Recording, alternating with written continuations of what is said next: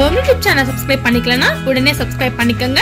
பக்கத்துல இருக்க பெல் பட்டனை கிளிக் பண்ணிக்கங்க. அப்பதான் நாங்க போடுற வீடியோஸ் உங்களுக்கு உடனுக்குடனே அப்டேட் ஆகும். வியூவர்ஸ் வணக்கம். நம்ம இன்னைக்கு வாழைப்பூவை எப்படி சுத்தம் பண்ணலாம் அப்படிங்கறத நான் செஞ்சு காட்ட போறேன். வாழைப்பூ சுத்தம் பண்றது எல்லாத்துக்கும் தெரிஞ்சிருக்கும்னு சொல்லியிருக்க முடியாது. சில பேருக்கு தெரியாமலும் இருக்கும். தெரியாதவங்க இது மாதிரி சுத்தம் பண்ணி க்ளீன் பண்ணி எடுத்துக்கங்க. சமைக்கிறதுக்கு யூஸ்ஃபுல்லா இருக்கும். வாழைப்பூல நிறைய டிஷ் செய்யலாம். வடை செய்யலாம், சட்னி செய்யலாம், குழம்பு வைக்கலாம், தோசை சுடலாம், எவ்வளவோ செய்யலாம். இங்க பாருங்க, இது மாதிரி இருக்கும். அந்த மேல உள்ள தோலை நீக்கிட்டா உள்ள இது மாதிரி இருக்கும். அதை எடுத்துக்கணும். அதை எடுத்துட்டு அதுல உள்ள அந்த வாழைப்பூல இங்க பாருங்க நரம்பு மாதிரி இருக்கும். அதை எடுத்துடணும். அதை எடுத்துட்டு அதுல இங்க பாருங்க தோல் இருக்கும் பாருங்க, ஒயிட் கலர்ல தோல் இருக்கும். அதையும் ரிமூவ் பண்ணிடணும். அந்த நரம்பையும் எடுத்துடணும். அதையும் நம்ம ரிமூவ் பண்ணிடணும். இப்படித்தான் வாழைப்பூல சுத்தம் செய்யணும். எல்லா பூலையும் அது மாதிரி உள்ளதை எடுக்கணும். கொஞ்சம் சிரமம் தான், பட் எல்லாத்தையும் எடுத்துதான் ஆகணும். நீங்க அதை எடுக்காம நீங்க சமைச்சா அது ரப்பர் மாதிரி இருக்கும். சாப்பாட்டுல அது வேகவே வேகாது, அப்படியே ரப்பர் மாதிரியே கிடக்கும். இப்ப அது மாதிரி எல்லா பூவையும் எடுத்து அந்த நரம்பு மாதிரி இருக்கிறதையும் அந்த தோலையும் ரிமூவ் பண்ணிருங்க. ஓகேங்களா? இங்க பாருங்க,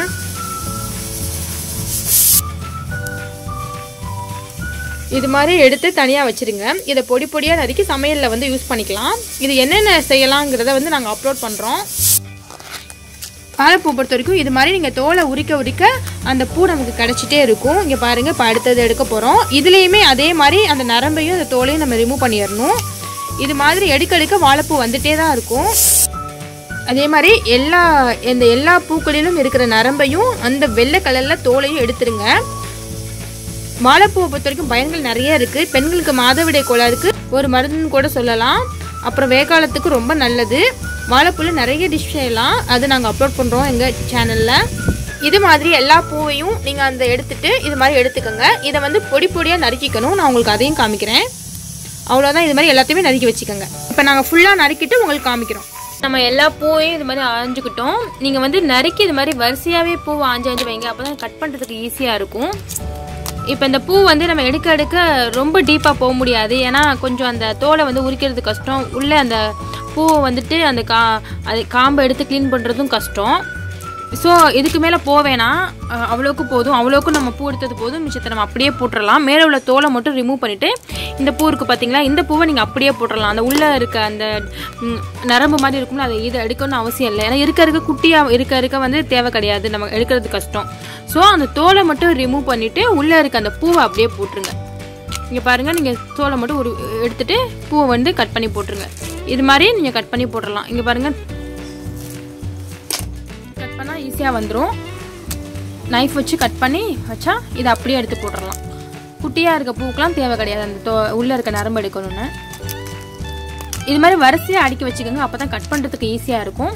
இது என்ன பண்ணுறீங்கன்னா, கட் பண்ணதுக்கு அப்புறம் அரிசி கழுவுவோம்ல, தண்ணி அரிசி ஃபர்ஸ்ட் இடத்துலையுமே தண்ணி ஊற்றி கழுவுவோம், அலசுவோம். அந்த அலசின தண்ணியில் கொஞ்ச நேரம் ஒரு 5 நிமிஷம் ஊற போட்டு வச்சு இதை நறுக்கிட்டு அதுக்கப்புறம் 5 நிமிஷம் ஊற போட்டால் கொஞ்சம் நல்லா இருக்கும், நல்லா ஃப்ரெஷ்ஷாக தெரியும்.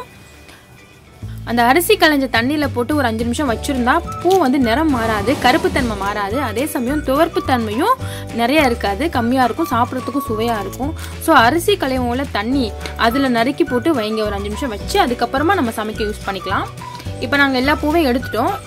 இது மாதிரி கட் பண்ணி எடுத்து அந்த பூவெல்லாம் வச்சுக்கோங்க. இங்கே பாருங்கள், இருக்க குட்டியாகிட்டே இருக்குது. அதை நம்ம தோலை ரிமூவ் பண்ணிட்டு அப்படியே போட்டுடலாம்.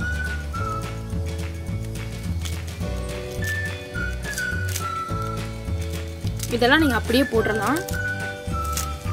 அந்த தோலை மட்டும் எடுத்துட்டு அப்படியே போட்டுருங்க. இப்போ இங்கே பாருங்கள், ரொம்ப சின்ன சைஸ் ஆயிடுச்சு. இதை நம்ம அப்படியே பூவோடையே போட்டுடலாம். அதாவது மேலே இருக்க தோல் பார்த்தீங்களா, அதோடய நம்ம போட்டுடலாம். இது மாதிரி தான் வாழைப்பூ நம்ம சுத்தம் பண்ணுறது. இப்போ இதை நீங்கள் பொடி பொடியாக நறுக்கி நீங்கள் சமையலுக்கு யூஸ் பண்ணிக்கலாம்.